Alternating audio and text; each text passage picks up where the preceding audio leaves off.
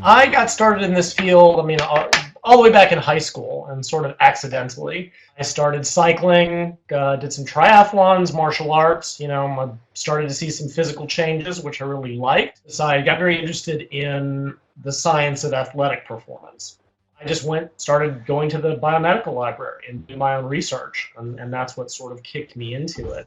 Did a lot of writing. People seemed to enjoy it. Got hired, to start writing for some websites. Eventually, this would lead to my first book, which was The Ketogenic Diet, about low carbohydrate diets. That's kind of how my career started and continued. It's assumed that the research that applies to men apply to women, and that the same approaches that male dieters use will automatically apply to women, that it's incorrect. Women have much greater difficulty. They have that lower body fat that's an issue. Their bodies tend to fight back harder. There's other differences as well.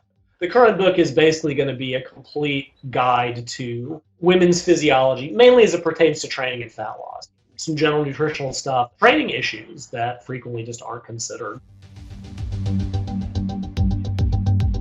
I'll really start out the webinar by sketching out the menstrual cycle. The biggest difference between men and women, talking a little bit about how the hormones vary her physiology. To some degree, how the implications of that for fuel use, fat loss, appetite, trainability. There's been some really interesting studies showing that different sorts of training during the menstrual cycle can give relatively greater benefits, especially in terms of strength and muscle size gains. I'll try to at least touch on some of the hormonal modifiers. More birth control, I think, that tends to be the most relevant. I think women will be very interested in it, and I'll be presenting some ideas that certainly been talked about before, and I've even written about before, but that I think are much more important to women in terms of cyclical dieting, raising calories, certain things women need to avoid that they're commonly drawn to do. Women fall into this trap of, lower calories and more cardio must be better, and it frequently backfires. It causes a lot of problems in women that men frequently get away with.